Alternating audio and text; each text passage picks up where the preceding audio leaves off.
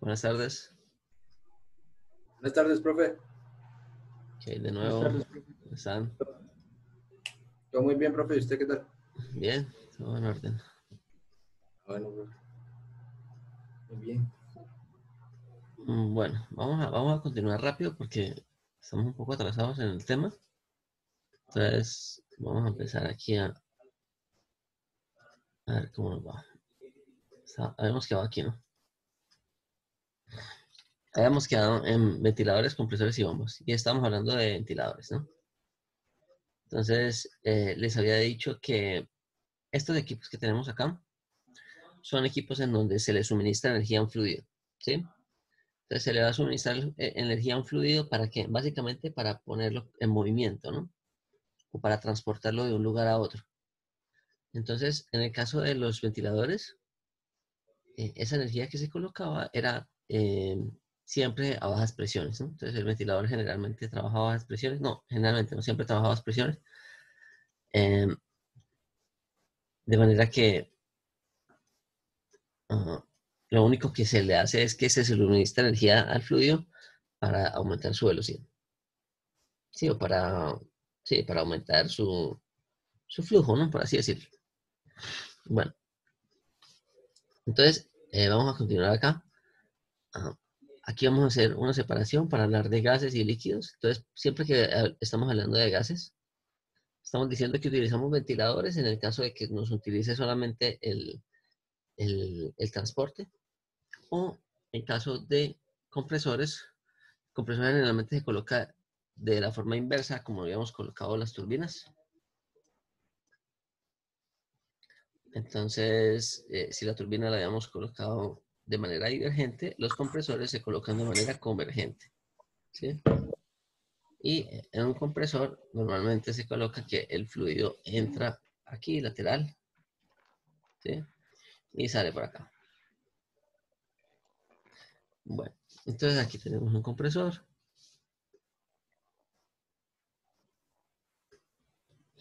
¿Listo? Tenemos un flujo de entrada.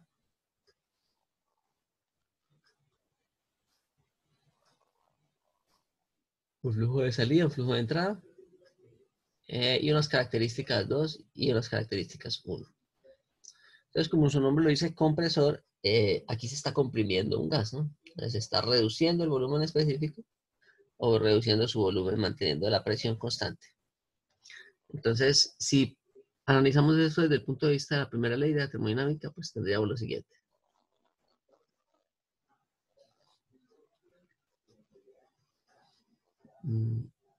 Bueno, tendríamos que la variación de la energía dentro de mi volumen de control en el tiempo es igual al calor neto que entra menos el trabajo neto que sale, o bueno, que entra que sale, más m punto, más la sumatoria de los flujos que entran, menos la energía asociada a los flujos que salen.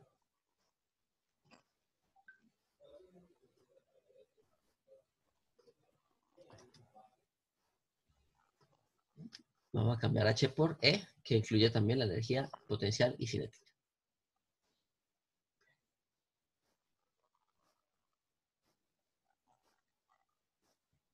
Ok, bueno. Entonces, como estamos trabajando en régimen permanente estacionario, este término aquí inicial se va y me queda únicamente el resto. Del resto vamos a desconsiderar la variación de la energía potencial. Entonces siempre vamos a decir que la variación de la energía potencial es aproximadamente cero, ¿sí? Y que la variación de energía cinética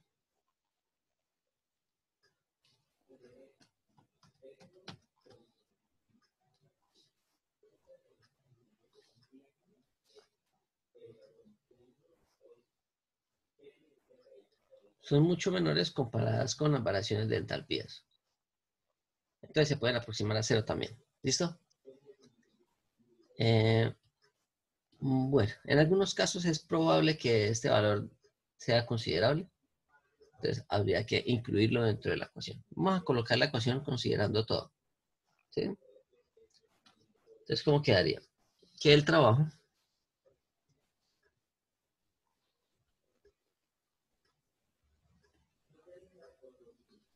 neto va a ser igual a... Normalmente estamos hablando de sistemas que trabajan con un único flujo de entrada y un único flujo de salida. Entonces factorizamos el m punto multiplicando las características a la salida menos las de entrada. ¿Sí? Entonces aquí sería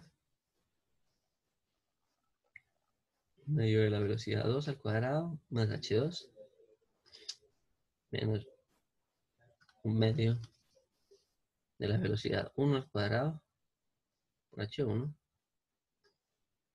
pero más h1 menos h1 menos el calor neto. Sería la forma adecuada de mencionar aquí esta ecuación, ¿no?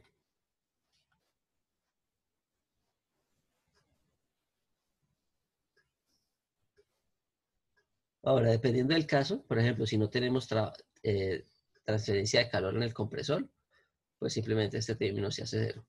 ¿Listo? Bueno, vamos a mirar un caso particular, el caso de las bombas. Esta ecuación sirve tanto para bombas como para compresores y ventiladores. Solo que para bombas, en donde nosotros tenemos que no hay variaciones no hay transferencia de calor a través de la frontera, pues se puede llegar a una simplificación un poco más clara. Entonces, bombas, vamos a mirar las bombas ahora. Entonces, siempre que estamos trabajando bombas, estamos hablando de sustancias en la condición de líquido.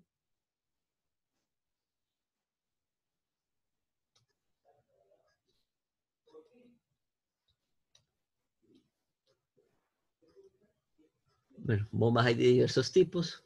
Voy a colocar solamente aquí algunas como para que ustedes investiguen. Existen diferentes tipos de bombas.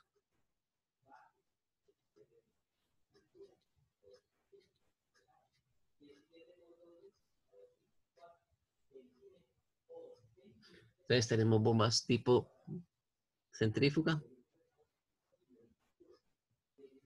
o las que llaman rotodinámicas.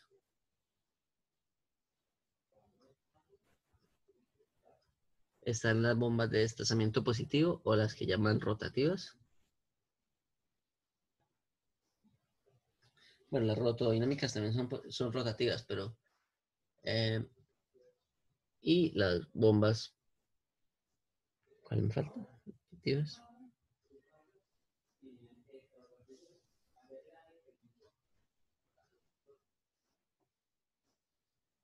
Uy, me dio un sueño tenaz. Bueno, qué pena, muchachos. Entonces, centrífugas, rotodinámicas, rotativas. Y las reciprocantes.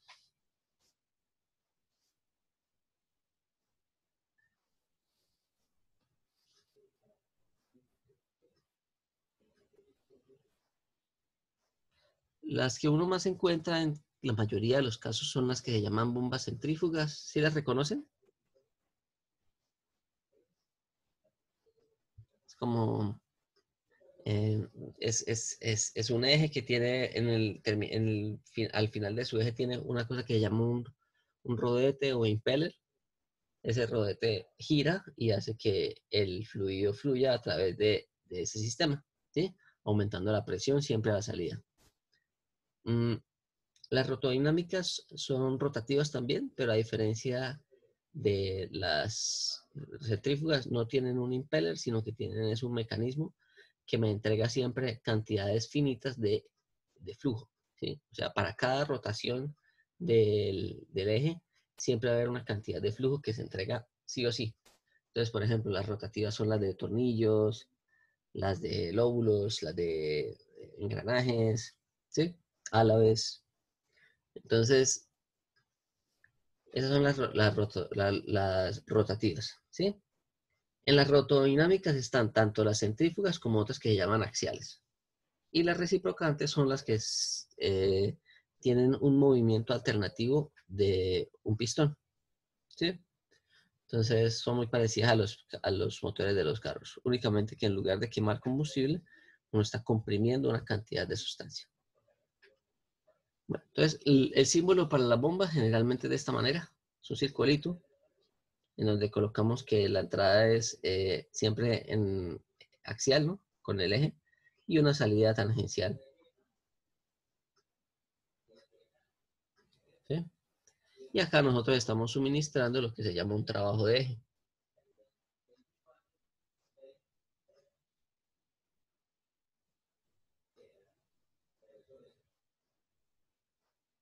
¿Listo? Esa es la forma como se describen las bombas. Este serían los puntos de entrada y este sería el punto de salida. Y entonces vamos a mirar qué sucede con la bomba. Entonces vamos a analizar el caso particular de las bombas. Aquí. ¿Listo? Vamos a decir que estas bombas son adiabáticas. Si son adiabáticas, este término sale, ¿no? Bueno, y si decimos que en las bombas manejamos los mismos diámetros, ¿sí? Si acá decimos que el diámetro de acá es de 1 pulgada y el de acá es de otra pulgada, entonces, ¿cuál es la velocidad a la entrada y a la salida? Es la misma, ¿no? Es la misma, ¿no? Porque recordemos que la velocidad la sacábamos de la relación del flujo másico con el flujo volumétrico, ¿no? Entonces decíamos que esto de acá lo podemos reemplazar como la velocidad multiplicada por el área sobre el volumen específico. El volumen específico en líquidos permanece casi constante, entonces si pasa este a multiplicar acá y dividimos sobre el área, nos va a dar siempre un valor muy próximo al de equilibrio de la velocidad, ¿no? Entonces esto aquí es velocidad. Si la velocidad es muy cerca, entonces ¿qué pasa aquí con el término de energía cinética? Pues va a dar igual, ¿no? Todos van a dar iguales y por lo tanto se pueden restar y me queda únicamente que en bombas.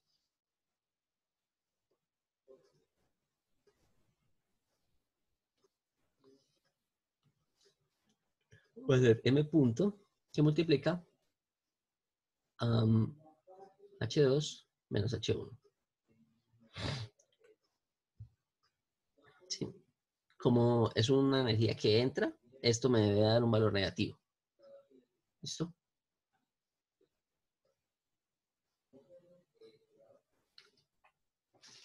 Un segundo, por favor.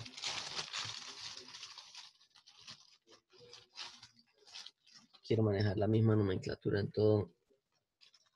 Entonces voy a verificar antes de continuar.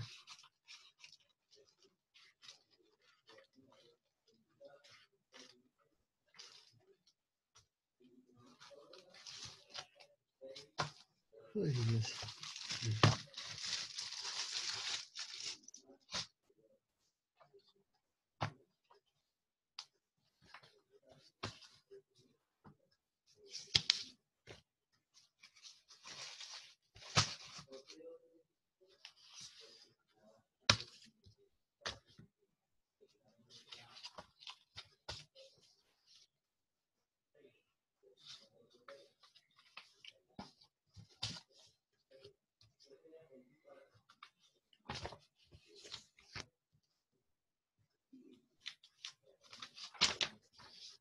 A ver.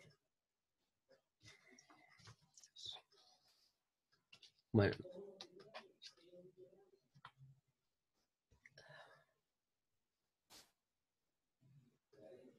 Entonces, normalmente la velocidad de esos flujos es muy alta para que haya una entrega o una pérdida de energía por transferencia de calor. Entonces la transferencia de calor se elimina.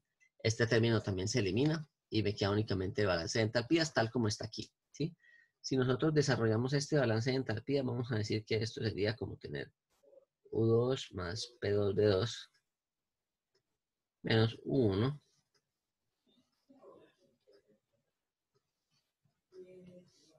P1V1. Entonces, si decimos que la temperatura tanto en la entrada y a la salida es la misma, ¿qué va a pasar con el primer término de la ecuación?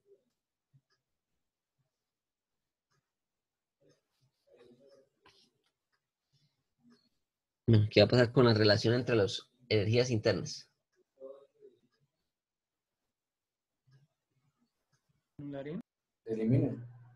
Se elimina, ¿no? Entonces, como esto es función de la temperatura y la temperatura es la misma,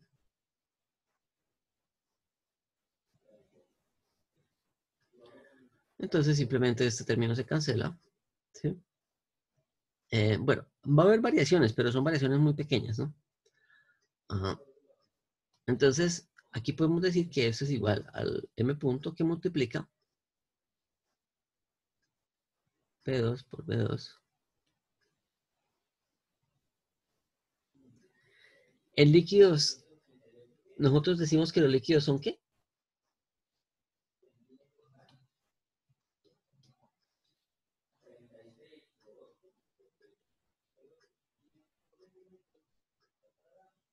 ¿Son qué?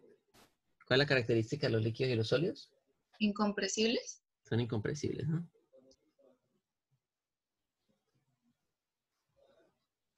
Entonces, eso se puede decir que el volumen es aproximadamente constante. ¿Sí? Entonces, yo puedo decir que el volumen entre estos dos puntos, donde yo estoy comprimiendo ese sistema, es aproximadamente constante. Entonces, lo puedo sacar de la integral y esto lo multiplico por un diferencial de presiones. ¿Listo? Entonces, ese es el caso, digamos, límite en una bomba.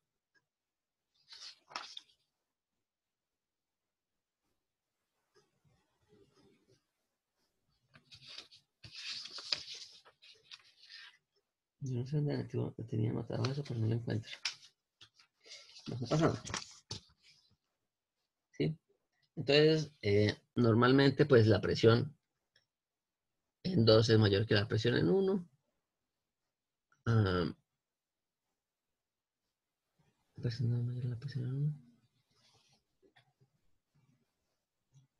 ¿Sí está bien esto? Sí. Ah, aquí es invertido, ¿no? Sí.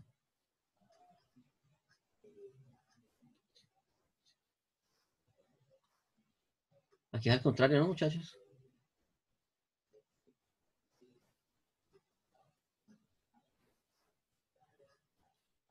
Aquí es más, perdón. Y esto está aquí cambiado, ¿no? Cambiar aquí los datos. Una pregunta, al ¿Sí? fin, ¿para cuándo quedó el parcial? Bueno. Yo les iba a proponer que lo aplazáramos una semana más, porque estaba programado para este sábado. Entonces, no sé qué opinan. Pues a mí sí me parece bien, profe. Sí, profe, para tener Por mí tiempo Dale, también, pues. profe. Bueno, de hacer ejercicio. entonces queda para el 8. Listo, profe. Entonces, fíjense, aquí, en el momento en que yo paso esto para el otro lado de la igualdad, este me queda positivo, esto y esto me queda igual, ¿no? El de entrada menos el de salida. Entonces, yo sí decía que esto estaba raro. Lo mismo aquí, ¿no? Entonces, aquí invertimos el sentido de estos datos.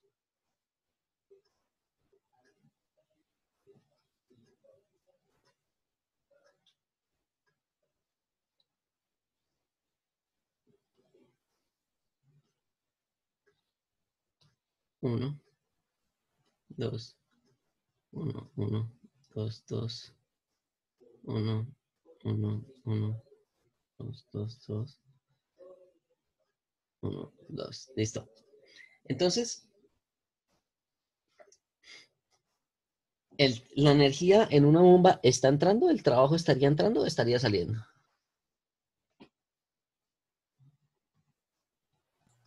Saliendo, ¿no? Del sistema. ¿Está saliendo del sistema?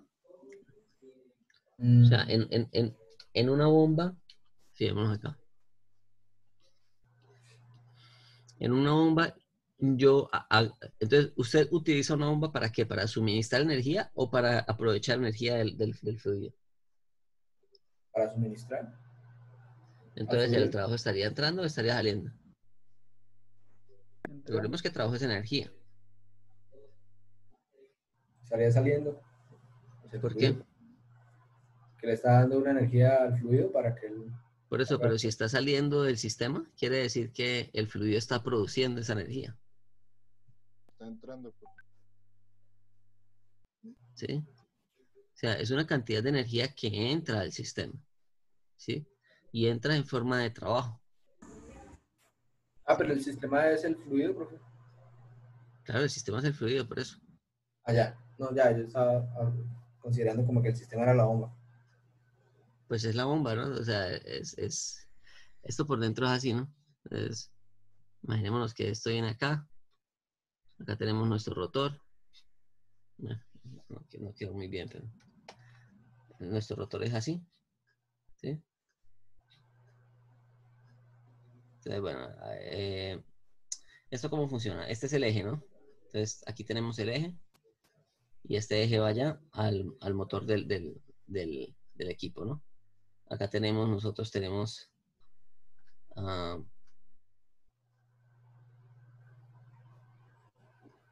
digamos, la carcasa, ¿sí?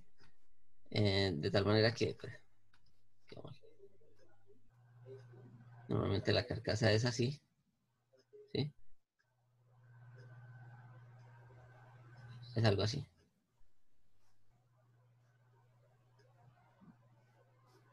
Y acá se le coloca algo así porque normalmente aquí tiene como una cosa que se llama la voluta. Es como un círculo. Él tiene acá como una especie como de círculo así. ¿Sí? Entonces, ¿qué pasa? ¿Cómo funciona esto? Aquí está el motor eléctrico, ¿no? Este motor eléctrico me hace girar este eje, ¿sí?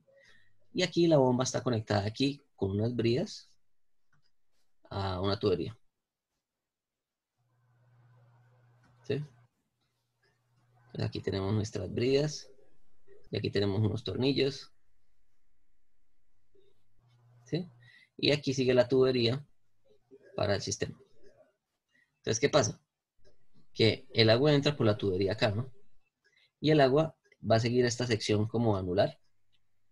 Ah, y este eje hace mover esto aquí como con un rodete, lo que les decía. Ese rodete tiene como, como unos compartimentos por donde el fluido anda.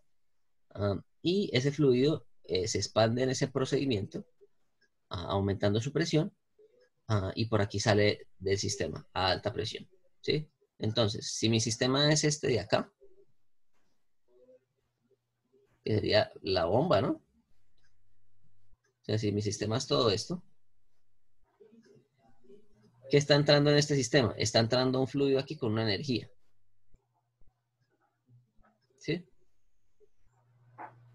Está saliendo aquí un fluido con otra energía. ¿Cuál de estos fluidos tiene más energía? ¿A la entrada o a la salida? A la salida. A la salida, ¿no?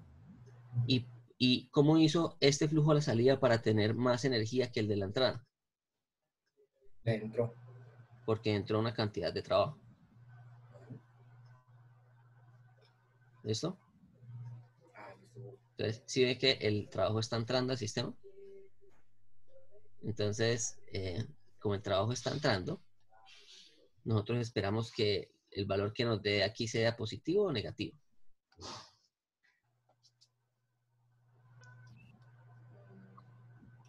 Positivo, ¿no? Sí. tenemos que ir a mirar allá en la convención de signos. ¿Sí? En la convención de signos habíamos dicho que el trabajo se consideraba, pues, Negativo.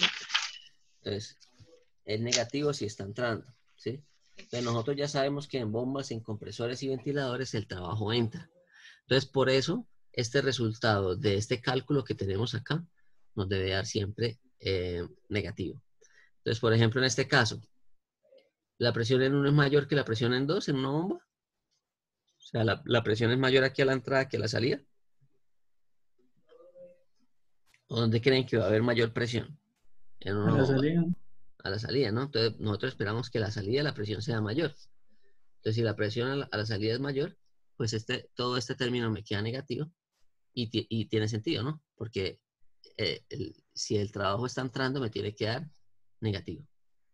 ¿Listo? Según esta convención, según esta forma que nosotros utilizamos para la ecuación. ¿Listo? Bueno. Entonces, eso sería lo que corresponde a bombas, ventiladores y compresores, ¿sí? Todos satisfacen esta ecuación, pero dependiendo del caso, hay particularidades, ¿no? Entonces, considero o no considero el flujo, la transferencia de calor, considero o no considero las energías cinéticas, todo eso. ¿Listo? Bueno, ahora analicemos lo que son, bueno, aquí lo que les decía de las bombas, ¿no? Entonces, fíjese, en este caso de acá, la bomba está entrando aquí por este espacio, como les decía. Entonces, la bomba entra el agua entra por acá. ¿Sí? Entonces, aquí en el interior, él tiene un rodete, lo que les decía, tiene un movimiento que está rodando ahí, que es más o menos algo así, y él tiene como unas especies como de conductos, ¿sí? Algo como así, que hace que el sistema gire, ¿sí? Entonces, él va aumentando su presión en la medida en que pasa a través de esto, que es la voluta, y aquí sale, a alta presión. ¿Listo? Y aquí sucede exactamente lo mismo. ¿Listo? Entonces, aquí entra el fluido por acá y sale por acá. ¿Sí? Bueno. Esos son bombas. Compresores. Compresores, digamos, una de las aplicaciones más comunes en los compresores es como yo les decía la otra vez, ustedes todos tienen un compresor en la casa, en la nevera. ¿Sí? Entonces, todo sistema de aire acondicionado o de refrigeración necesita un compresor. Entonces, este de acá, por ejemplo, es lo que se llama una unidad de compresión, que es la que tienen todos los aires acondicionados, los bebedores de agua tienen esto, todo lo que enfríe agua tiene esto. ¿Sí? Y esto de acá es un chiller, que ya es un componente más grande, un poco más complejo. En este caso de aquí, el compresor es este que vemos aquí en negro. Ese es el compresor, que es de este tipo. ¿Sí? La mayoría de los sistemas actuales tienen este tipo de compresores que se llaman de tipo scroll. ¿Sí? Pero también existen compresores reciprocantes en unidades de aire acondicionado. En este chiller nosotros tenemos varios compresores. Entonces aquí vemos que hay 4 compresores. ¿Sí? Pues tal vez para esa aplicación industrial nosotros necesitamos una mayor cantidad de refrigerante para el sistema que vamos a utilizar. Y esto de acá es la unidad de condensación que funciona aquí con los ventiladores y bueno, eso lo verán ustedes más adelante. Ok. Entonces vamos a seguir. Ahora los ventiladores pues son de este tipo. ¿Sí? Entonces tenemos de tipo axial, ¿sí? Que son como los que ustedes tienen en sus casas. Entonces el aire entra en la misma dirección del eje y sale por la misma dirección del eje. Y aquí esto se llama que es radial, ¿no? Porque entra en la misma dirección del eje de rotación, pero sale radialmente. ¿Sí? O básicamente se llaman ventiladores centrífugos en este caso. ¿Listo? Entonces, el aire sale por aquí. Bueno, ahora vamos a mirar lo que Profe, sucede. una pregunta. Ajá. ¿La temperatura en ese último radial varía significativamente? O No, sea, la temperatura con la que entra y con la que... en ventiladores la temperatura permanece casi constante. ¿Sí? El ventilador a menos de que haya un problema en el ventilador, ¿sí? Por ejemplo, que aquí haya un rozamiento entre, bueno, lo que está rodando, ¿sí ven que aquí hay como unas líneas horizontales? Ese sería el elemento que rueda, ¿sí? Entonces, bueno, voy a borrar acá para que quede un poco más claro. Entonces, si ven estas líneas horizontales acá, esas líneas horizontales es un rodete, ¿no? Entonces tenemos aquí nuestro rodete. A ver si me cuadra aquí esto.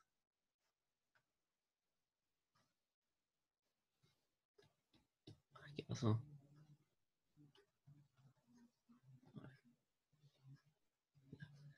Entonces, esto tendría algo más o menos de esta forma. ¿Sí? Y él tiene como lo que les digo, como unas aperturas aquí horizontales, que es por donde se va, digamos, por donde se va a mover el aire. ¿Sí? Eso está ya conectado al motor eléctrico. ¿Sí? El motor eléctrico me hace girar esto. Al hacerme girar esto, este elemento que está acá empieza a succionar el aire del ambiente o del sistema donde se esté tomando. ¿Sí? Y lo va a impulsar a través de esta voluta que tiene aumento de área para que salga por acá. ¿Listo? Bueno, ahora miremos lo que sucede en válvulas. ¿Sí? Válvulas o elementos donde tenemos una restricción del flujo. Entonces pensemos en esta válvula. Esta se llama una válvula de compuerta. ¿Sí? Entonces esta válvula, en la medida en que usted la abre o la cierra, ella va abriendo o cerrando una compuerta. La compuerta es esta que vemos aquí. Este sería el elemento de cierre del sistema, que es este que se ve aquí ampliado. Entonces, ese elemento de cierre o apertura de la válvula me permite que a partir de un momento el fluido que está acá en este lugar puede pasar hacia el otro lado a través de una sección muy pequeñita, ¿no? O lo que llaman como una especie de agujero, ¿no? Aquí, en este punto y este punto. Cuando el fluido se hace pasar por un lugar muy estrecho, se dice que ese fluido se está estrangulando. ¿Sí? Se está estrangulando porque se está haciendo pasar por esta pequeña restricción que tenemos aquí. Ok. ¿Qué pasa con un fluido cuando yo lo paso a través de una tubería y esa tubería se opone al movimiento? ¿Aumenta la velocidad? Cae la presión. Cae la presión, ¿no? Entonces, la velocidad aumenta aquí en este espacio donde está esa restricción, ¿no? Pero aquí como se vuelve y retorna al diámetro original, pues ahí puede haber una variación de velocidad si en este proceso hay un cambio de fase. ¿Sí? Si en esa caída de presión hay un cambio de fase, ahí puede haber una variación de la velocidad significativa. De lo contrario, la velocidad se mantiene casi que constante. ¿Sí? Entonces vamos a colocar aquí dos puntos, un punto 2 y un punto 1. ¿Sí? Entonces, la presión en 1 siempre va a ser mayor que la presión en 2. ¿Sí? En cualquier sistema donde tengamos una restricción. ¿Sí? La presión siempre crece aguas arriba en cualquier sistema. Entonces vamos a hacer el análisis de primera ley para este sistema que estaría acá. ¿Sí? Este que está aquí en verde. Entonces seleccionamos aquí desde la entrada hasta la salida. Ok. Como son sistemas en régimen estacionario, es decir, nosotros dejamos la válvula en una posición y dejamos que funcione ahí permanentemente. Entonces el primer término se anula.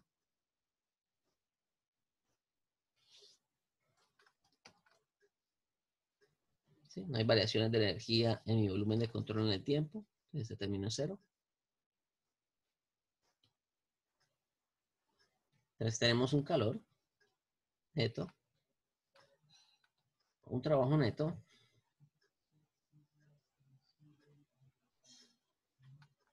más una energía asociada a un flujo que está entrando,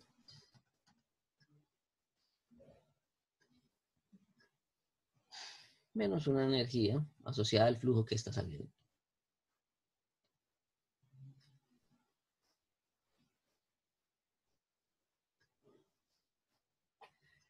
Ok, entonces, aquí se está realizando algún trabajo, la frontera se está corriendo, o tenemos un agitador, o tenemos una resistencia eléctrica.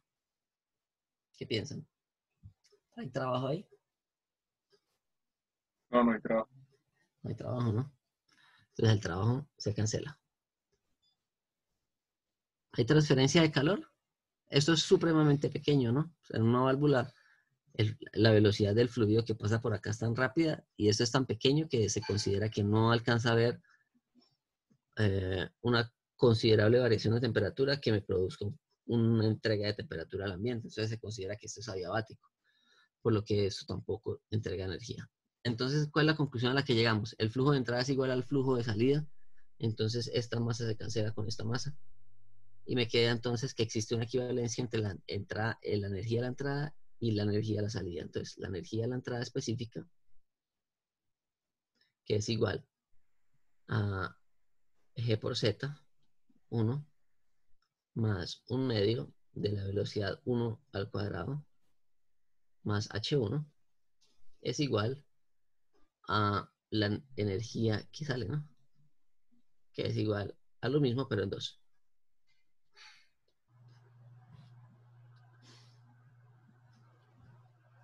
Profe, ¿por qué era que la variación de la energía en el volumen del control es cero? Porque es un proceso... Porque es estacionario. O sea, porque si yo agarro acá y mido la energía en este punto, en cualquier tiempo que él esté operando, si está operando de manera estacionaria, no va a cambiar. ¿Sí? O sea, la energía que hay acá en este ambiente no va a cambiar en el tiempo. Listo, profe. ¿Eso? También eso es lo mismo que como si lo hiciéramos muy lentamente el proceso. No, esto puede ser rápido, puede ser. Lo que esto nos dice es que el sistema no es transitorio, ¿sí? O sea, que no varía en el tiempo. ¿Sí? Eh, a ver, Pero ahí la palabra estacionario también es parecida al término estable. exacto, es lo mismo que se llama el término estable. Ajá. Ah, ya, ya. Es lo mismo estable. Se puede decir estable, estacionario ¿o O qué? permanente. Algo así. O permanente, exacto. Sí, cualquiera de las tres. Vale, profe. ¿Eso? Sí, señor. Bueno, entonces fijémonos en algo. Aquí, entre el punto 1 y el punto 2, ¿hay variaciones de energía potencial?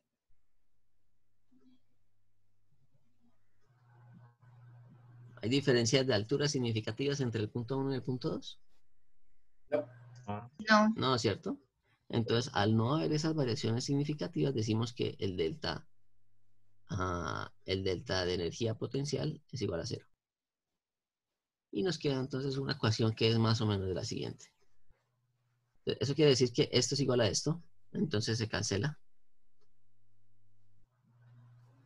¿Sí? Y nos podemos decir que... bueno, otra cosa.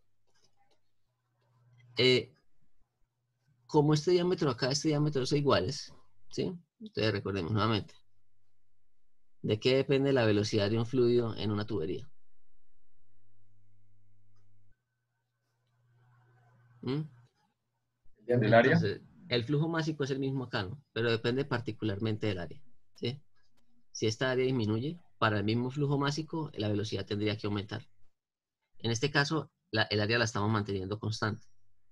Entonces, lo único que podría hacer cambiar la velocidad sería el volumen específico entre el punto de entrada y el punto de salida, ¿sí? Y es posible que él cambie. Por lo que les decía, si hay un cambio de fase, hay un cambio de velocidades. Si por aquí está circulando agua y pasa a través de una restricción, este término es casi constante, ¿sí? Entonces, por ejemplo, si tuviéramos acá un fluido en donde su variación de volumen no es lo suficientemente significativa, entonces decimos que H1, ¿sí? Es decir, eliminamos este término y nos queda que H1 es igual a H2. Y esa es una característica con la cual se pueden simplificar todos los sistemas en donde hay un estrangulamiento de un fluido. Quiere decir que son procesos isoentálpicos.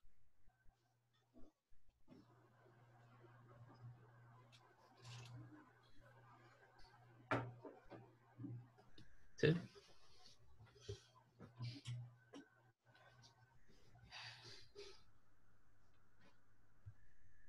Entonces, son procesos isentálpicos. Todos los sistemas de estrangulamiento de un fluido. Ay.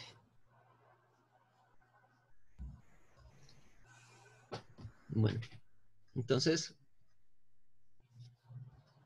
estos sistemas de estrangulamiento, lo que les decía, pueden ocurrir en cualquier válvula que ustedes tengan en un sistema. ¿Sí? Cuando usted abre y cierra una válvula, usted está haciendo esa estrangulación del fluido y está produciendo algunos cambios en sus características, ¿no? Recordemos que la entalpía es una propiedad de combinación, ¿no? Entonces, esto es lo mismo que decir U1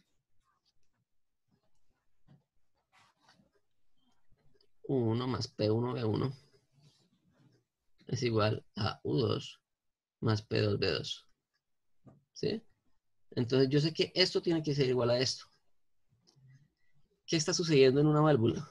¿Qué propiedad está cambiando en una válvula?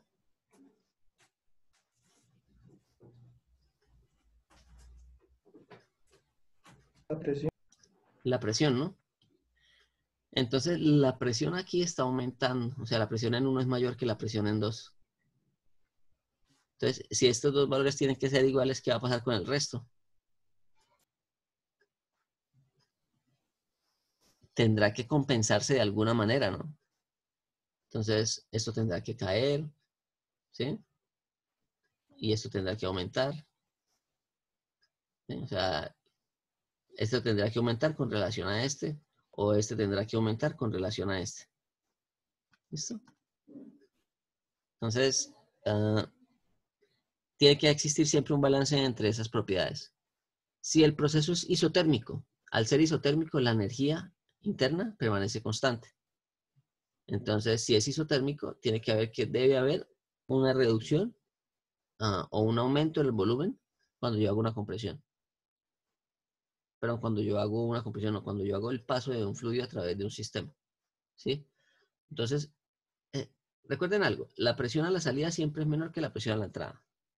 Si estamos en un sistema con temperatura igual a la entrada y a la salida, este término se elimina. ¿Sí? Entonces, ¿de qué manera se compensa esa variación? Si la presión a la salida es menor, ¿qué debe tener mayor? Para que me dé el mismo valor. El volumen específico. El volumen específico, ¿no? Entonces, es por ese motivo, como el volumen específico está aumentando, es por ese motivo que a las válvulas que aprovechan este sistema o este mecanismo se les dicen válvulas de expansión.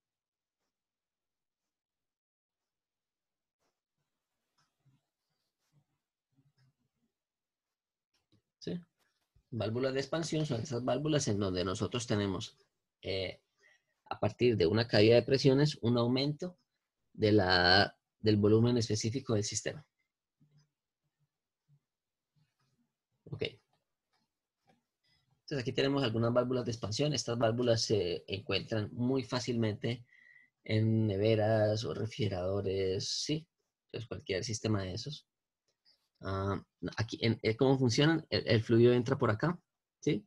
Acá existe como una especie como de un pistoncito, como una especie de asiento, ¿no? O sea, como una especie de válvula, mejor dicho.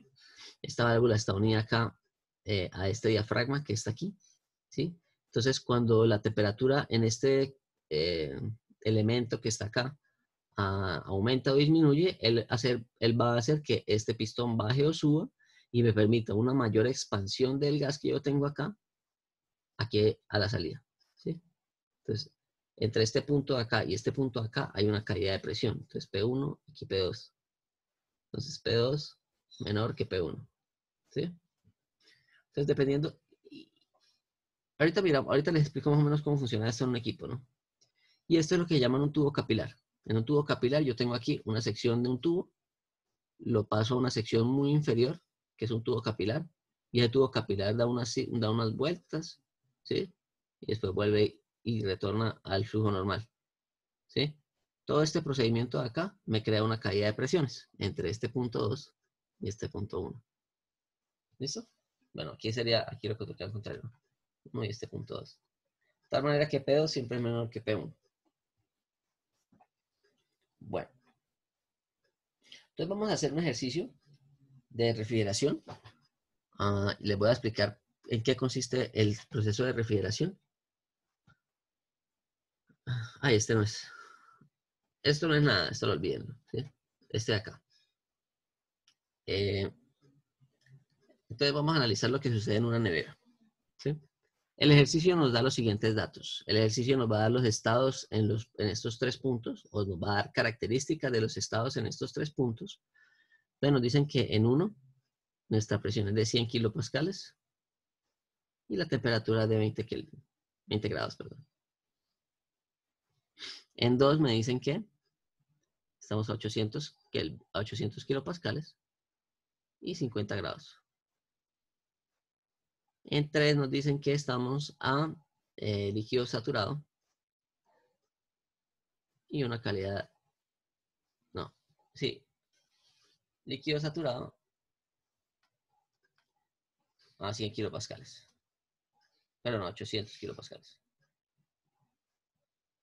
Y el 4 nos va a decir que estamos a una presión de 100 kilopascales.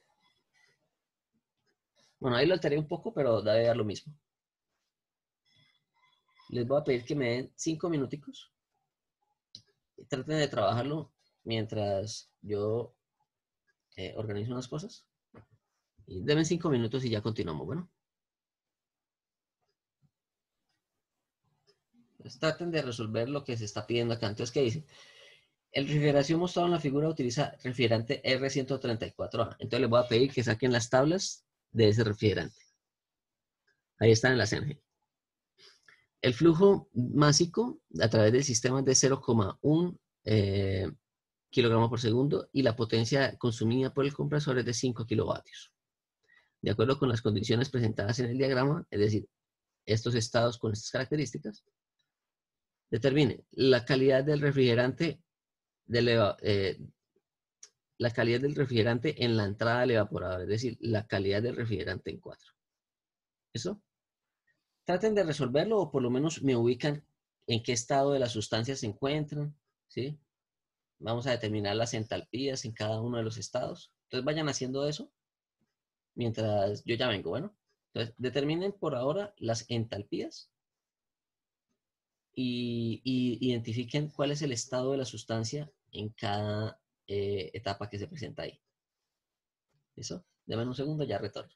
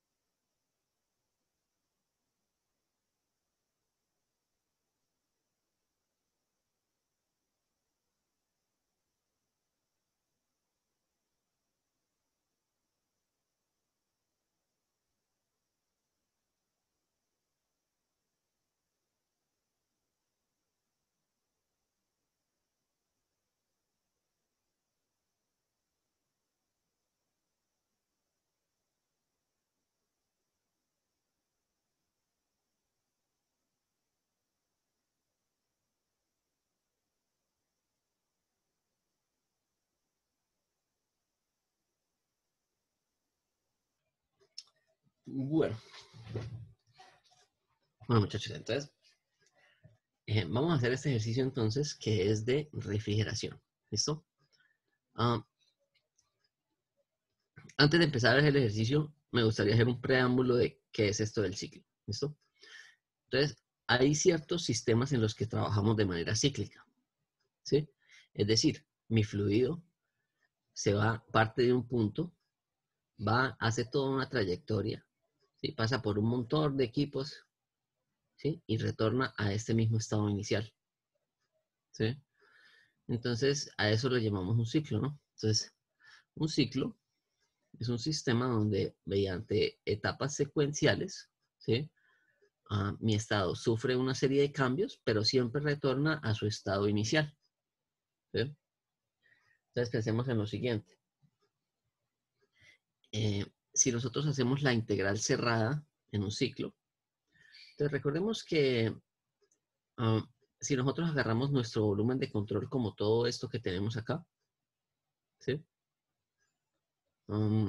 Pues ese volumen de control que estamos tomando sería un sistema cerrado, ¿no? Porque a través de este volumen de control que yo estoy tomando muy grande, no hay transferencia de masa hacia ningún lado, ¿sí? Entonces, ¿qué va a pasar? Que cuando entonces yo puedo, la ecuación de la primera ley yo la puedo plantear de la siguiente manera. Las variaciones de energía del volumen de control en el tiempo van a ser iguales a las diferenciales de energía ¿del qué? Perdón. Segundo. Ok. Lo vamos a analizar a nivel diferencial, ¿listo? Entonces, quitémosle el tiempo aquí mejor. Ahora sí. Cualquier alteración de la energía del sistema dentro de mi volumen de control, que en este caso es todo el ciclo, ¿sí? Va a ser igual a esto menos un trabajo. ¿Listo? Como no hay intercambio de masa, pues simplemente los otros dos términos de aquí se cancelan. ¿Sí? Listo. Entonces, eso si yo tuviera, por ejemplo, una variación infinitesimal, no sé. ¿Cómo les explico?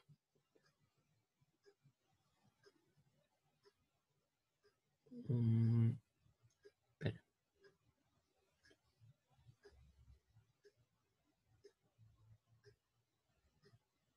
Listo, ok. Si nosotros realizamos la integral cerrada de todo este sistema, ¿sí? ¿Qué tendríamos? Integral cerrada, ¿no? Entonces la integral cerrada, recordemos que es esta que le coloco un circulito acá. Entonces pensemos en lo siguiente. Cada estado de estos, cuando va y da una vuelta, ¿sí? Si yo hago la integral si yo hago la integral cerrada en cualquier estado de este sistema, ¿cuánto va a dar para un ciclo? Entonces, si yo agarro este estado y analizo cuál es el estado final, si analizo todo el ciclo.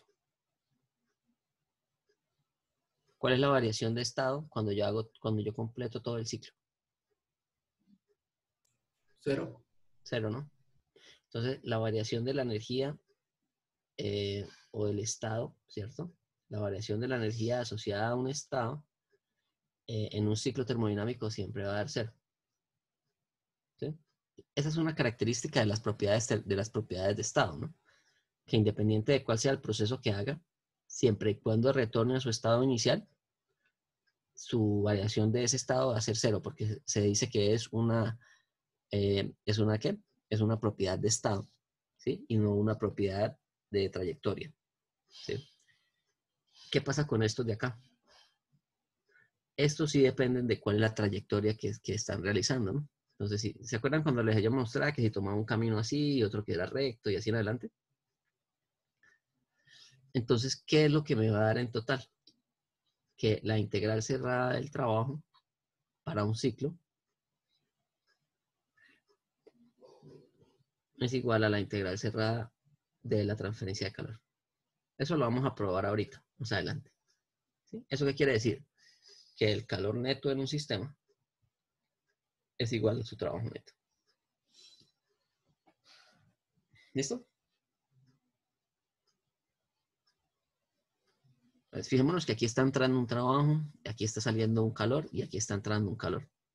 ¿Sí? Entonces, el calor neto entre estos dos debe ser igual a este trabajo que estaría entrando acá. Bueno, eso con respecto al ciclo, ¿no? Entonces, ¿qué es lo que pasa con los ciclos de refrigeración? Que en los ciclos de refrigeración yo voy a tener una serie de elementos dentro de ese ciclo para lograr enfriar un ambiente, ¿sí? Entonces, en este caso, por ejemplo, en una nevera, a nosotros nos interesa enfriar los compartimientos internos de la nevera, ¿sí? Entonces, ¿cómo logramos hacer eso? Entonces, eso se hace mediante digamos, el aprovechamiento de las características de una sustancia a las cuales se les coloca el nombre de refrigerantes. ¿Listo? Entonces, ¿qué pasa con los refrigerantes? Los refrigerantes, entonces, ¿tienen las tablas ahí del refrigerante R134? Señor, Entonces, los refrigerantes a temperatura ambiente, a presión atmosférica, perdón, ellos quieren estar siempre en estado gaseoso, ¿sí? Entonces, un refrigerante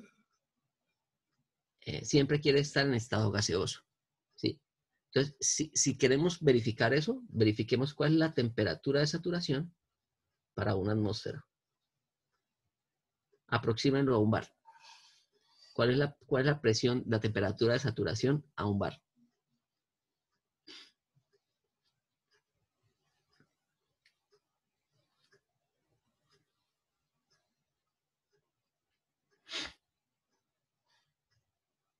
Que serían los 100 kilopascales que nosotros teníamos allá.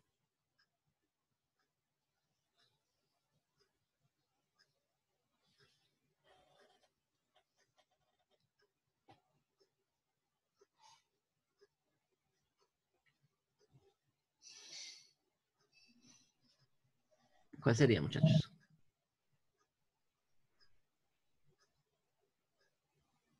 menos 26,37 ¿Menos grados qué? centígrados. Menos 26,37 grados centígrados. Es de la señal, bro. 2636. Menos 26,37. Dejémoslo así. ¿Listo? Entonces, fíjense, es una temperatura muy bajita, ¿sí? Al ser muy bajita, este refrigerante en estado natural se va a evaporar, ¿sí? O sea, a temperatura ambiente este refrigerante se va a evaporar. Pero entonces, ¿qué pasaría si yo a ese refrigerante le aumento su presión? ¿Sí? Vamos a mirar a qué temperatura se evaporaría ese refrigerante, ¿sí? Pues, ¿cuál sería la temperatura de saturación si lo tuviésemos a los 8 bares que me dicen en el ejercicio? Aquí cambiémosle una atmósfera y coloquémosle que esto aquí era un bar, como está en el ejercicio. Entonces, ¿cuál sería la temperatura, cuál sería la temperatura de saturación si aumentamos su presión?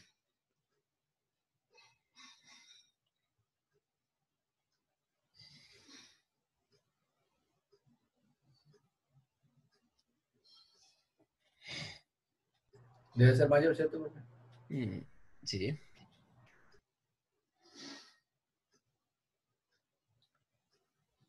Ahí mismo, busquen en las tablas. 31,36. 31,31 grados centígrados. 800 ¿Listo? kilopascales. Entonces, fijémonos en algo. El refrigerante, si yo le aumento la presión a una presión próxima a la temperatura ambiente, él podría presentarse en la condición de líquido. Ahora, ¿qué es lo que se aprovecha cuando nosotros tenemos un refrigerante? Nosotros aprovechamos una transformación de fase.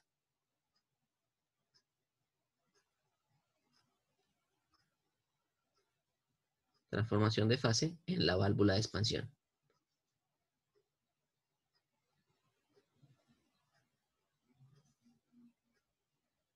¿Sí?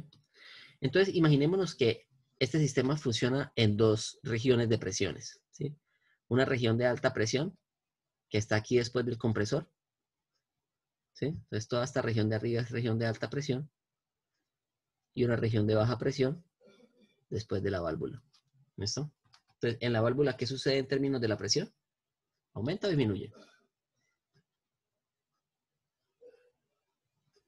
¿Qué es lo que sucedía en una válvula cuando se pasaba un fluido? ¿Su presión qué? Disminuye la presión. Disminuye la presión, ¿cierto? Entonces, esto que está en rojo sería una región de alta presión, y lo que está aquí en azul es una de baja presión.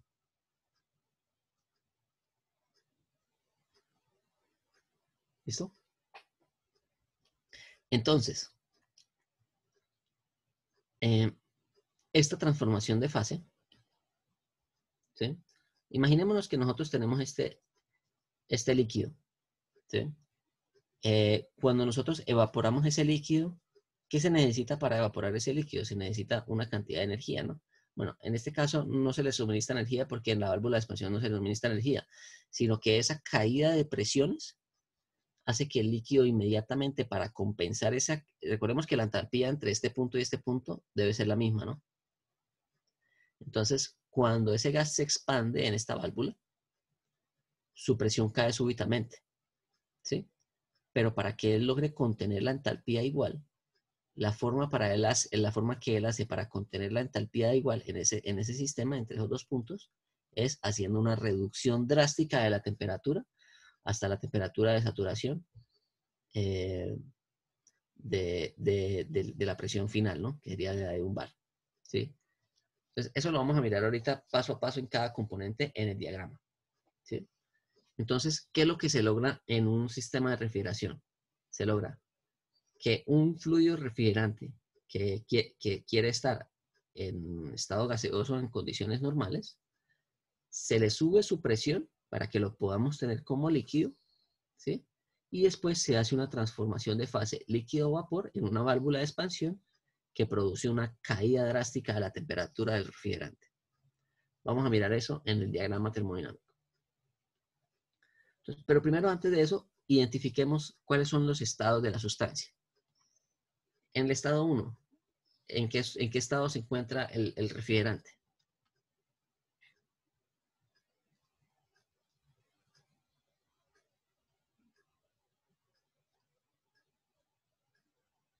Vapor. ¿Vapor qué? Vapor. ¿Saturado o sobrecalentado? Saturado, ¿no? Entonces, si creen que es vapor saturado, pues vaya a la tabla de saturación de 100 kilopascales y mire si la temperatura de saturación es menos 20 grados.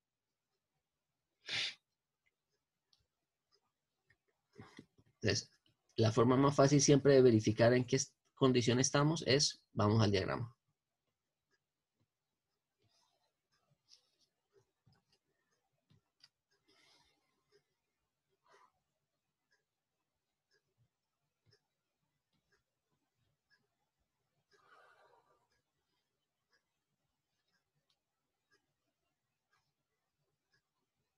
Entonces, aquí vamos a colocar temperatura, grados Celsius, volumen, en metros cúbicos por kilogramo. ¿Listo? ¿Cuál es la temperatura crítica del refrigerante?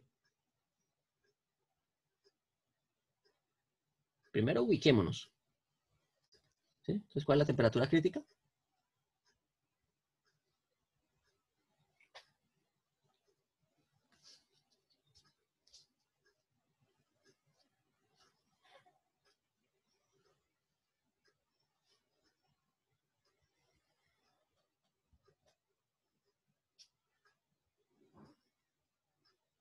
Trescientos setenta y cuatro coma dos Kelvin. ¿Cuánto?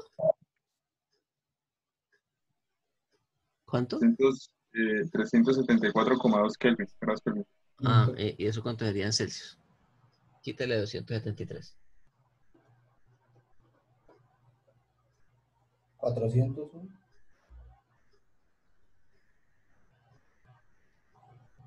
¿Mm? 101,2. Ok, 101 grados. Es 300. ¿Listo? Nosotros estamos diciendo que en las condiciones iniciales, en 1, en el estado 1 tenemos, tenemos que ubicar que vamos a trabajar sobre líneas de presiones. ¿Cuál es la presión de crítica?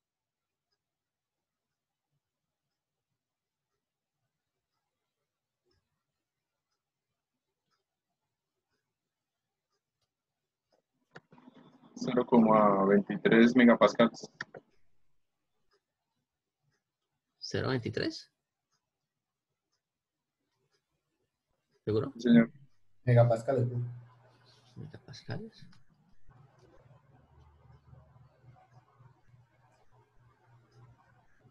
Ok. ¿Sí? No, yo creo que está mal. 0,23 megapascales. Sí, señor. Sí, porque los del otro grupo me dijeron algo diferente. Tienes razón. Profe, ¿no es 0.39? No, 39. Pues, No, no puede ser. No porque, por ejemplo, 800 kilopascales querría decir que estamos por encima de este valor. ¿Están seguros que están mirando bien? sí, profe. Voy a verificar. Ahí me da que es 40,67 bar. A ver, vamos a la tabla A1, ¿no? Tabla A1. Puntos, propiedades del punto crítico. Vamos al R134, al final. Presión. 4,38, ¿qué? 4,059 megapascales. ¿Ya se ubicaron? Sí. Tabla A1. Ahí están las propiedades del punto crítico. Entonces, en la tabla A1 me dice que esto no es esto, que es 4,39 megapascales. Pero 4,006, ¿no?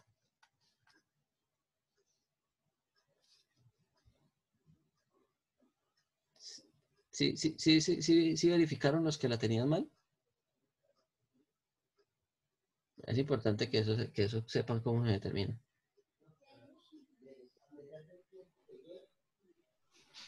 Sí, profe. Ya. Ok, Verifiqué, sí. bueno. Entonces, si nos damos cuenta, las presiones que nosotros estamos trabajando son bien menores a ese 4 megapascales, ¿no? Una es la de 800 kilopascales, o sea, 0,8 megapascales. Entonces vamos a decir que la línea de presión de 800 kilopascales va a ser esta acá. ¿Sí? Y que la de 100 kilopascales es esta acá.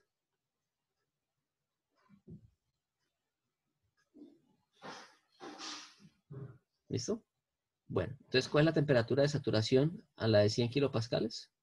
Y la temperatura de saturación a la de 800 kilopascales.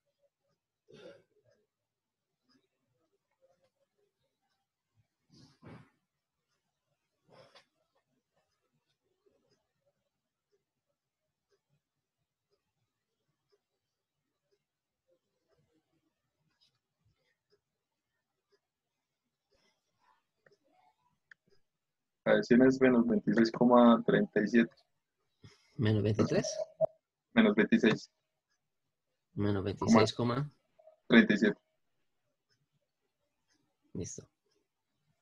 Y la de 800. 31,31. Ok. Entonces, ubiquemos el primer estado. Estamos sobre la línea de 100 kilopascales y estamos a una temperatura de menos 20 grados. ¿Cuál es el estado de la sustancia? Estamos sobre la línea de 100 kilopascales y a una temperatura de menos 20.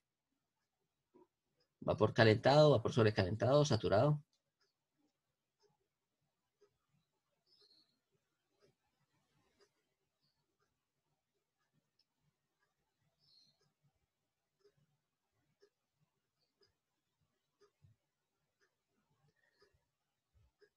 ¿Yo dónde ubicaría los menos 20 grados? ¿Arriba o debajo de menos 26?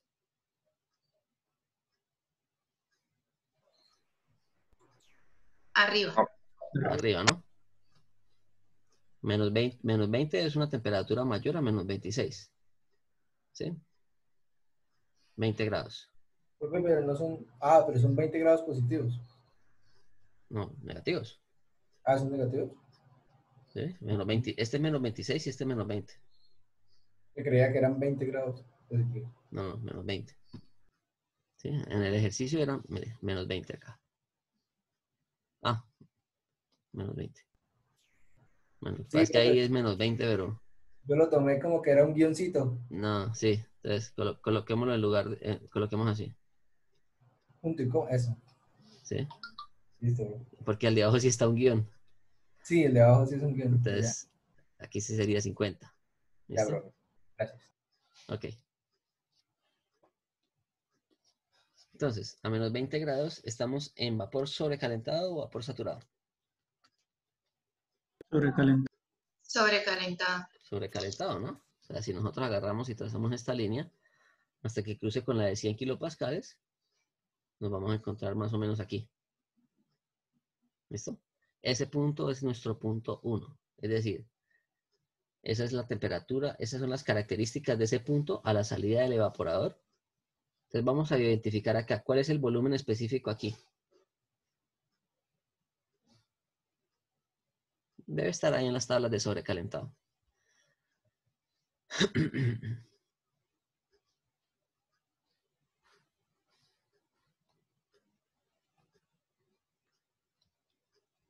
¿Cuánto va?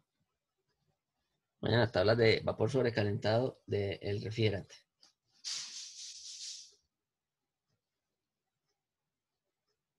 Cero punto 19841.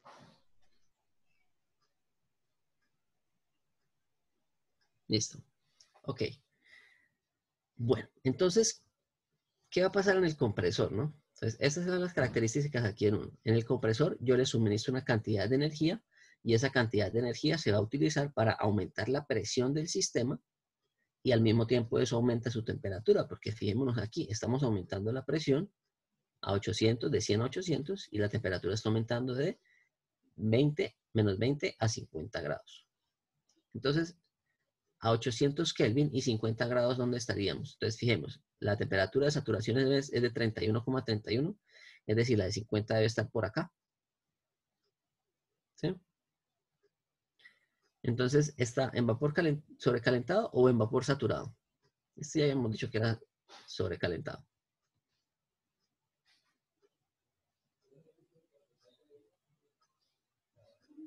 ¿En dónde está saturado o sobrecalentado? Sobrecalentado. Sobrecalentado también, ¿no? Porque es como si trazáramos esta línea y la cruzáramos acá hasta donde se cruce con la de 800 y nos da aquí un punto acá. Calculemos también el volumen específico ahí.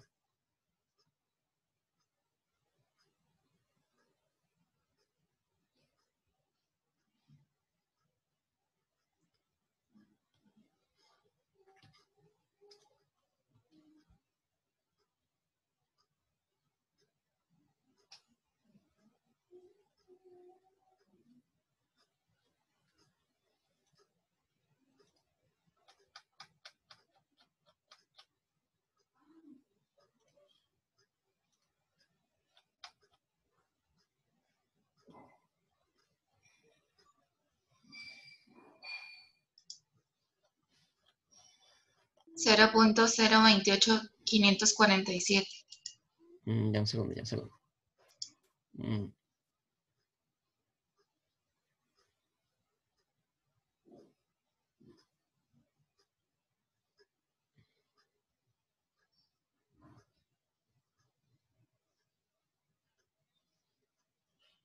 0 punto qué?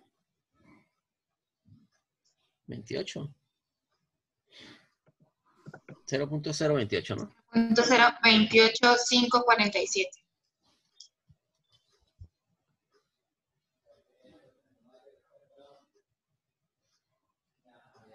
Ok. Entonces, fijémonos en algo. su volumen efectivamente, su volumen se está reduciendo y su presión está aumentando. Entonces, ese proceso es un proceso de compresión, ¿no? Entonces, en el compresor, el volumen se reduce, su volumen específico se reduce, aumentando su presión, y en este caso también aumentando su temperatura. ¿Listo? Pues tenemos, este sería el proceso 1 hasta la condición 2. ¿Qué nos decía el ejercicio del 3, del punto 3? Que iba a hacer. Entonces, fijémonos acá. Aquí nosotros le adicionamos energía a este gas, ¿no? Entonces, este gas que estaba frío, le adicionamos una energía y lo volvimos un gas a alta presión y a alta temperatura. Pero recordemos que nosotros buscamos siempre que este refrigerante llegue a la fase de líquido para poder hacer la transformación de fase. Nosotros lo queremos líquido, ¿sí? Entonces, como la temperatura de saturación a los 800 kilopascales ya se puede alcanzar con la temperatura ambiente, ¿sí? Entonces, yo podría simplemente enfriar este refrigerante que aquí salió a 50 grados, ¿sí? Enfriarlo en un intercambiador isobárico, ¿sí? Manteniendo la presión constante, hasta que yo aquí a la salida lo condense, ¿sí? Entonces me están diciendo que en 3 el líquido está como líquido saturado. Entonces cuando yo paso por este serpentín, el ambiente se le roba la energía para que yo le pueda quitar la energía necesaria a este refrigerante y volverlo líquido comprimido, ¿sí? Entonces, en la condición de líquido comprimido, recordemos, estamos en líquido saturado, perdón. En la condición de líquido saturado estamos en esta parte que es sobre el domo, ¿no? Pero al lado izquierdo, en donde se va a entregar una cantidad de energía del refrigerante al ambiente en este proceso que tenemos aquí. ¿Listo?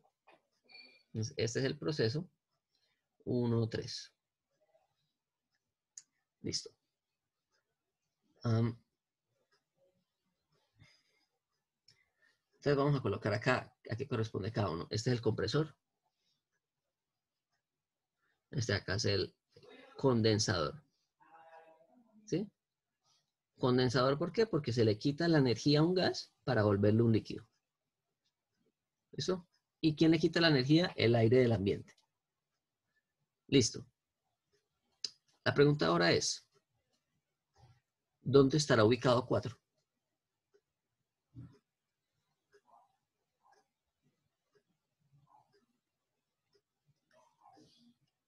¿Sobre qué línea estará ubicado 4? En 1 otra vez, ¿no? Para cumplir el ciclo. En 1, o sea, él pasa de aquí a acá. De 3 primero pasa a 4 y de 4 pasa a 1. Pero creo que su volumen sería constante, bajaría de forma vertical, ¿no? Bajaría de forma vertical. Vamos a ver.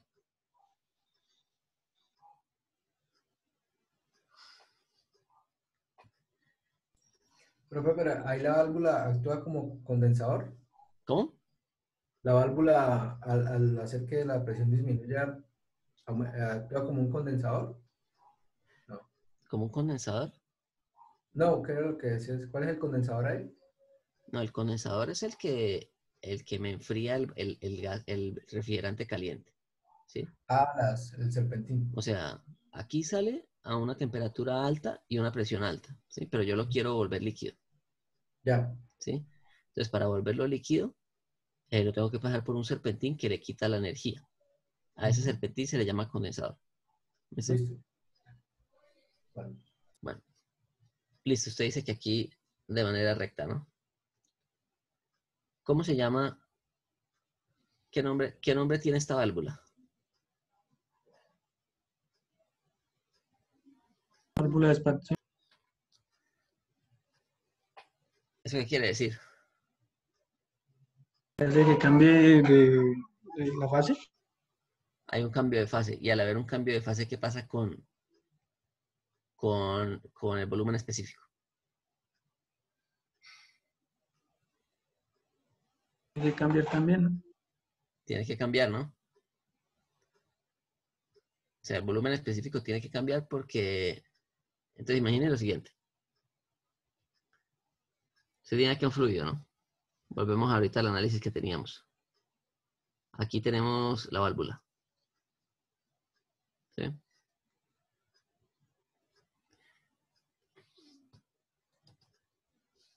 Este fluido cuando pasa por acá se restringe, ¿no? Entonces aquí tiene una restricción y hay una caída de presiones, hay un delta P. ¿Listo? En esta caída de presiones, él sufre un cambio de fase. ¿Sí? Entonces, supongamos aquí tiene el volumen específico. ¿Sí? Que sería un volumen específico de líquido. ¿Sí? Entonces todo esto es líquido. ¿Qué pasa cuando un líquido se evapora?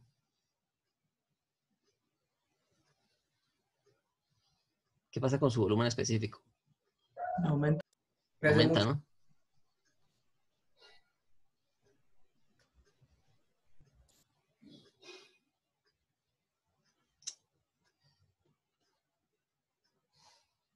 El volumen específico aumenta.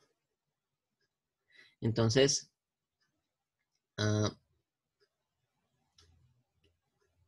en este caso, esta caída de presiones hace que el volumen se evapore, que la sustancia se evapore. ¿Sí?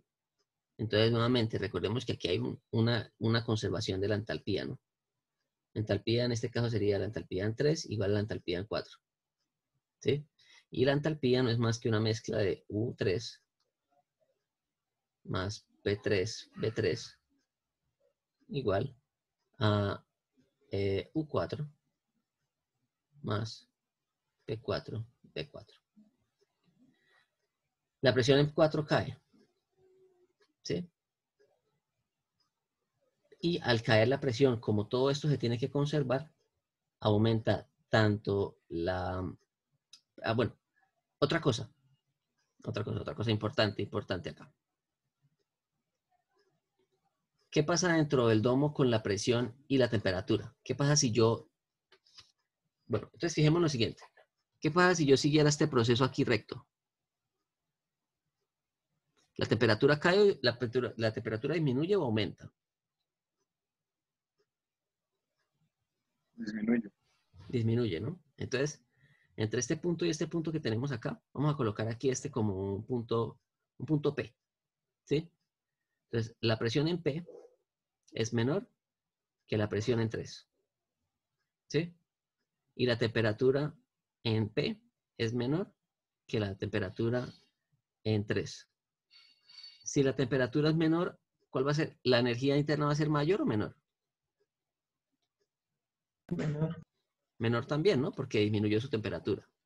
Entonces, la energía interna en P tiene que ser menor que la energía interna en 3. Entonces, tenemos estas condiciones, estas premisas. Quiere decir que la presión acá es menor que la de 3 y que la energía interna es menor acá que en la de 3. Entonces, si la entalpía se tiene que mantener entre la entrada y la salida y la presión está disminuyendo y la energía interna está disminuyendo, ¿cómo se debe compensar eso para que me dé el mismo valor de entalpía de acá? El volumen tiene que aumentar. Los volúmenes específicos aumentan. Tiene que haber un aumento del volumen específico. Entonces, ¿cómo va a ser esa expansión? ¿Cómo va a ser ese proceso? ¿Mm? ¿Cómo va a ser ese proceso en el diagrama? ¿Va a ser aquí recto?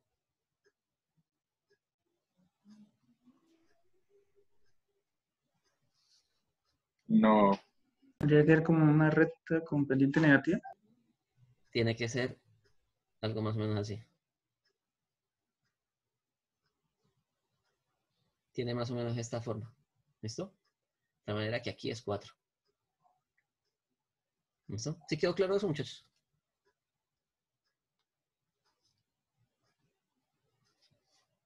Si hay preguntas, como les digo, háganlas.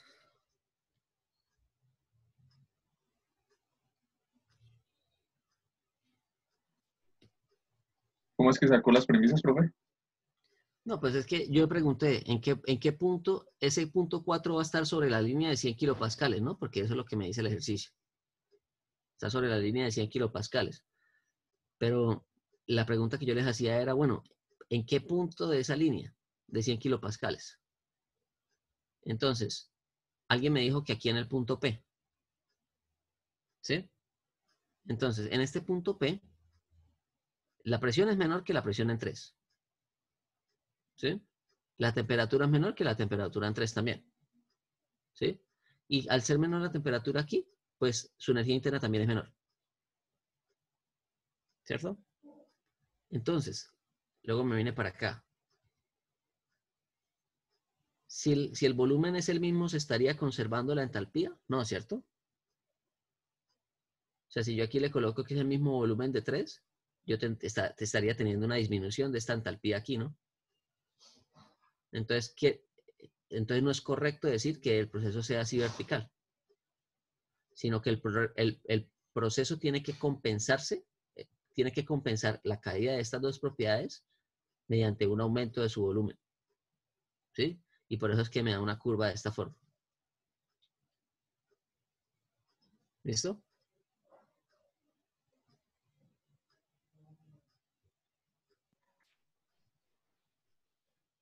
Y a menos 26,37 grados, profe. Sí, porque estamos sobre la línea de 100 kilopascales. ¿Sí? Estamos en la Ok. línea de 100 kilopascales y vamos a estar dentro de la saturación, porque estamos a una presión menor a la que teníamos ahí, a una temperatura menor y a un valor de eficiencia, ¿de qué? De volumen específico mayor, ¿sí? Entonces, vamos a estar sobre el domo y después pasamos aquí por el intercambiador de calor del evaporador, que sería este de acá. O sea, 4 sería acá, que es el que acabamos de determinar. Y después pasamos a través de un evaporador. Recordemos que en los intercambiadores de calor ya les había dicho que la presión se mantenía constante, ¿no? O sea, que se desconsideran las pérdidas de presión en intercambiadores de calor. Entonces, mantenemos la presión constante. Entonces, seguimos esta línea de 100 kilopascales acá. Y tendríamos acá nuestro ciclo completo. ¿Sí? Entonces, es un ciclo porque siempre vamos a retornar al mismo punto del sistema. ¿Listo? Esto de acá sería evaporador. Y este de acá sería válvula de expansión.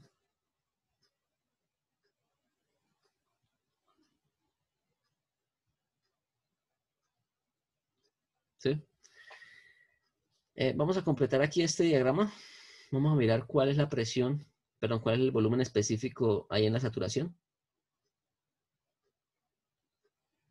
Y ustedes me calculan después en la casa de tarea el volumen específico en 4.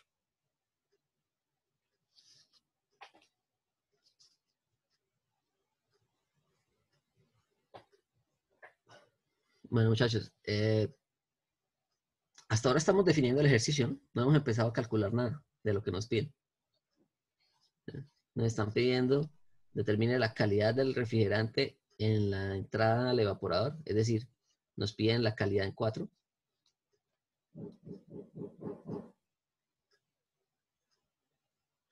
Nos están pidiendo cuál es la transferencia de calor en el evaporador, es decir, cuánto fue la energía que ganó aquí el evaporador para pasar de 4 a 1.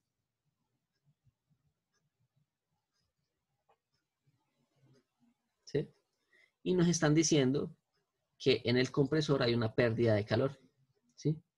Entonces, en el compresor hay una pérdida de calor que tenemos que considerar y que nos están pidiendo que la cuantifiquemos. ¿Listo? Bueno, vamos a ver si alcanzamos a hacer esto ahorita, así, por lo menos así sea rápido. No sé, si quedó claro el ciclo, muchachos. Eso es lo más importante.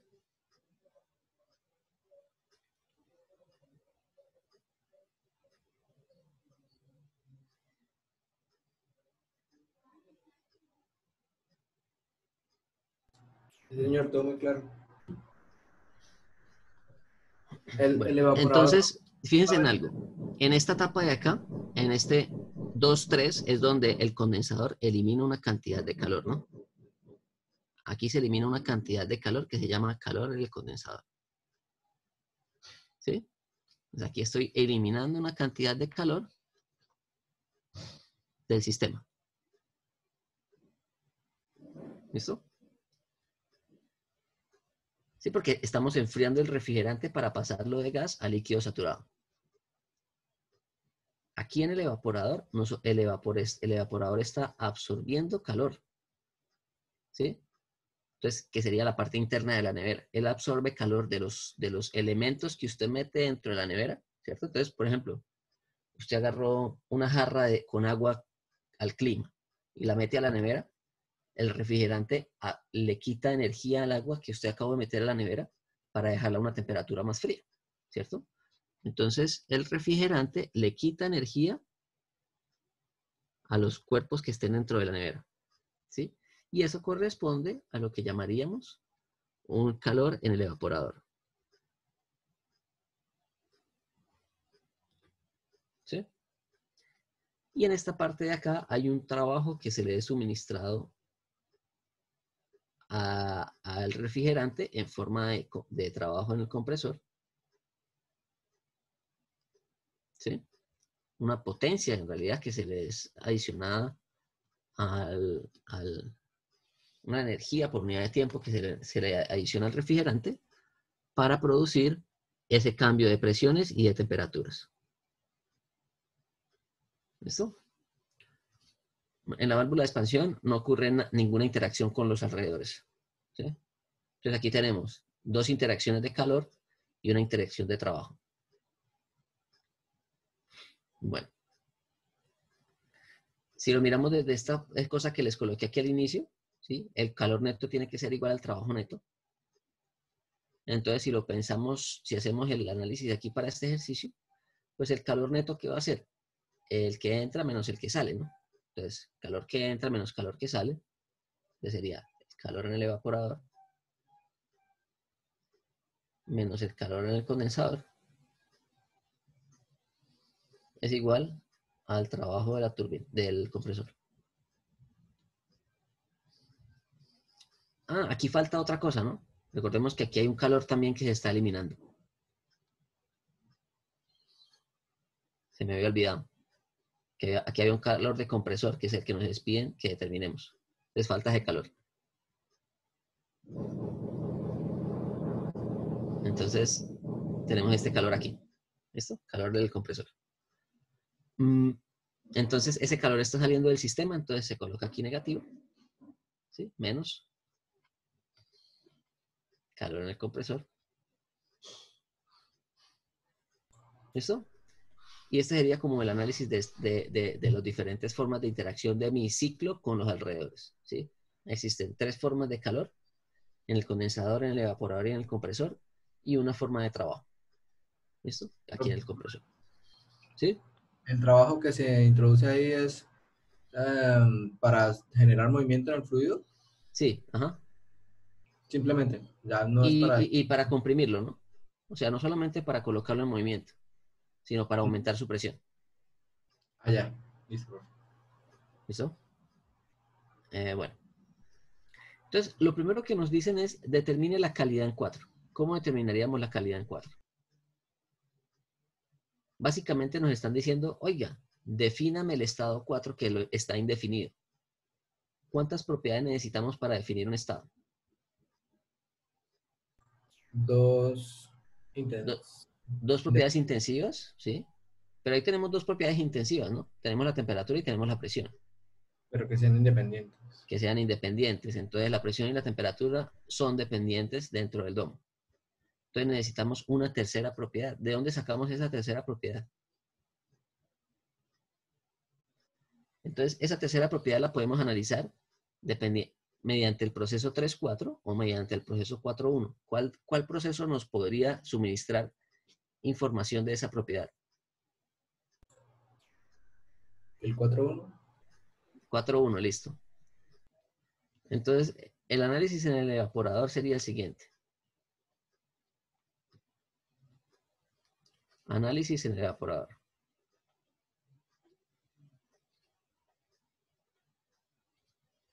¿El evaporador qué componente es de los que vimos?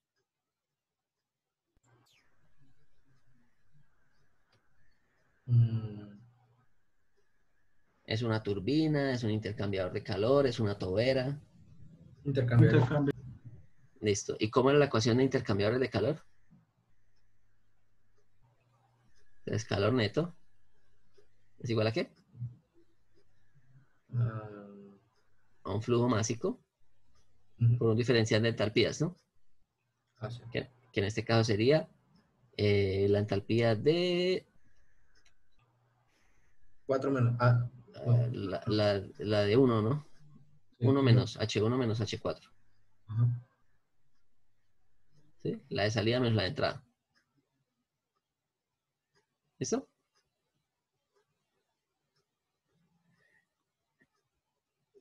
De aquí, ¿qué tenemos? ¿Tenemos H4? ¿O lo podríamos determinar? Ah, H4 es el que me pide, ¿no? Bueno, esa sería una propiedad que me serviría para definir el estado 4, ¿no? Entonces, pero esta no la tengo, perdón. Esta no la tengo, es una incógnita. ¿H1 la tengo definida? ¿La Se puede. podría determinar yo H1? Sí. Sí, porque tenemos presión y temperatura que son independientes aquí. Entonces, esa lo podríamos sacar. ¿El flujo másico lo tengo? Me lo da el ejercicio. Sí, ¿verdad? El ejercicio lo da acá, 0,1 kilogramos por segundo. Tenemos el calor neto.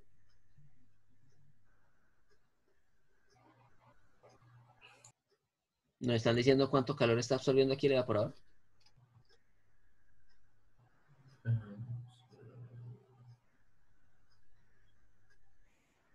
Mm, ¿Mm?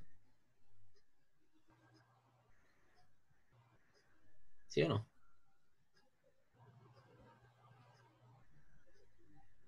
Es una incógnita, ¿no? Sí. Entonces, ¿qué alternativa nos queda? ¿Analizar qué? ¿El otro estado? Nos quedaría como alternativa analizar el proceso 3-4. El otro proceso, sí. ¿El proceso 3-4 qué sería? Válvula de expansión.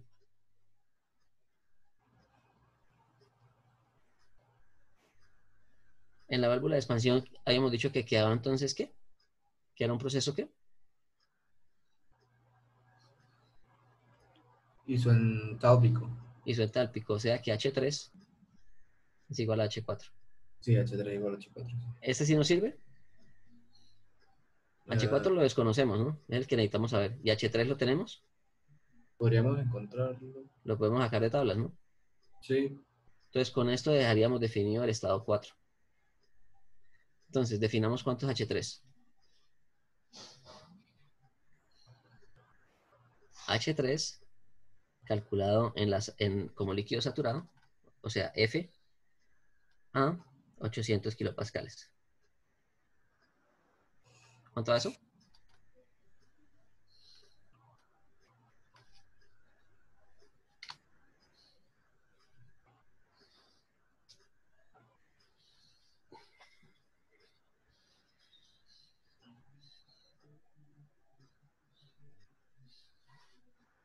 Noventa y cinco coma 47. 95,47 kilojulios por kilogramo. Listo. Entonces, este va a ser el mismo H4. ¿Listo? ¿Cómo haríamos entonces para determinar la calidad en H4? Ya tenemos H4. Ya tenemos una propiedad que nos sirve para determinar la calidad. Entonces, ¿cómo es la ecuación de calidad? Sería H4 menos HF sobre HFG, ¿no? Que sería HG menos HF. ¿Sí? Esa es la ecuación de calidad. Recordemos que esto toda la misma presión, ¿no? Entonces, HF en este caso sería HF a una presión de 100 kilopascales. Y HFG, perdón, que sería el denominador, a esa misma presión de 100 kilopascales. Calculemos eso.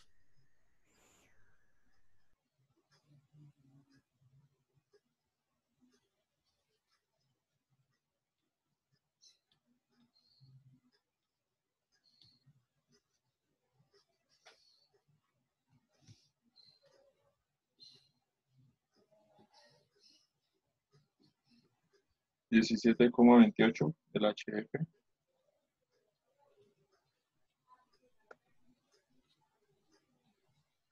ser 234,44.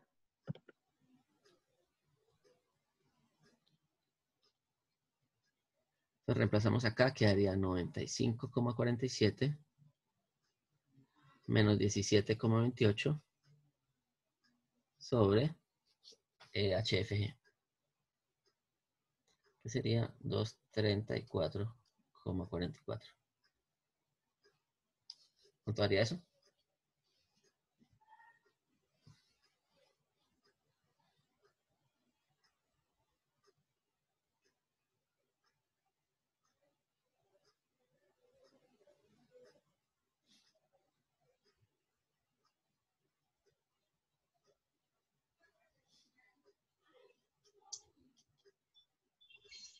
$0.333.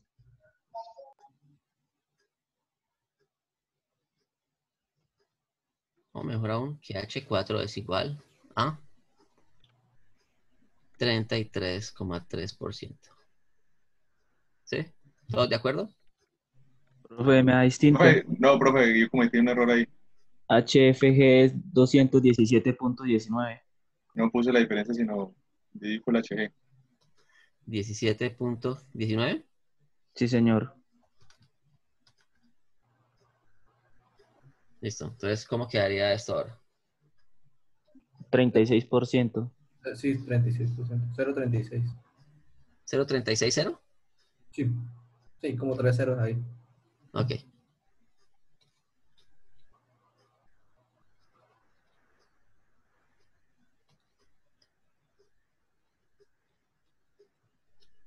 ¿Listo? Entonces eso quiere decir que cuando se expandió a través de la válvula, pasó de líquido saturado a una mezcla fría, muy fría, a menos 26 grados, ¿sí?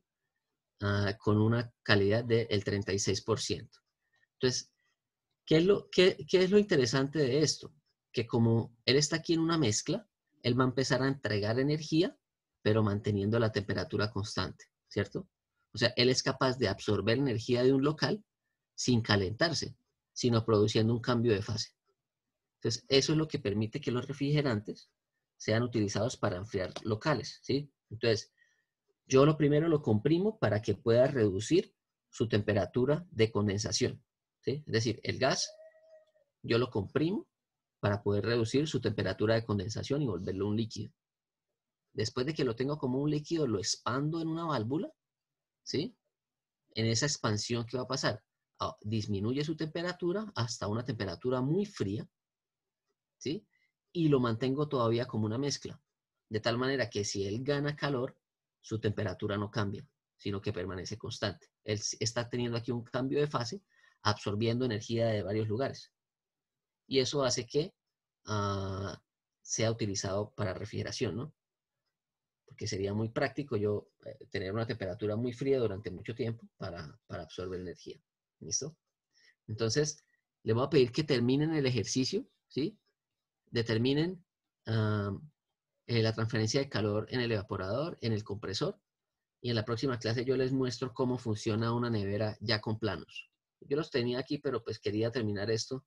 No quiero que termine el ejercicio antes. Entonces, próxima clase les voy a mostrar una nevera con todos con su patente, pues. Las patentes las pueden encontrar en Google, el Google Patents. Entonces, cómo funciona, cómo son los ciclos, por dónde pasa el aire, dónde está el evaporador, dónde está el compresor, dónde está el condensador.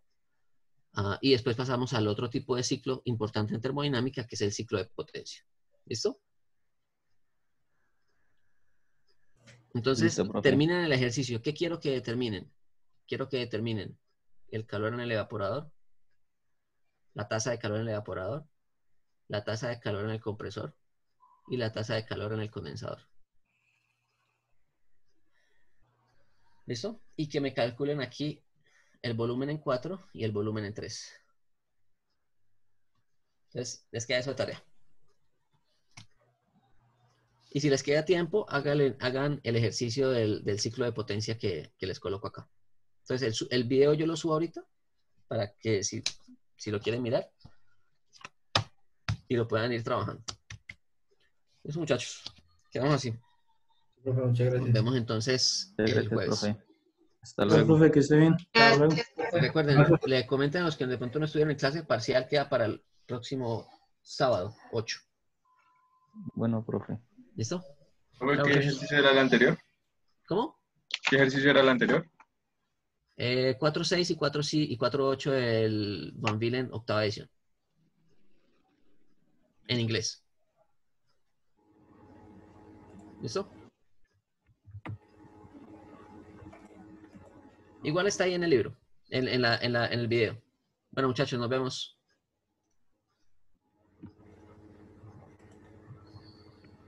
Profe, gracias.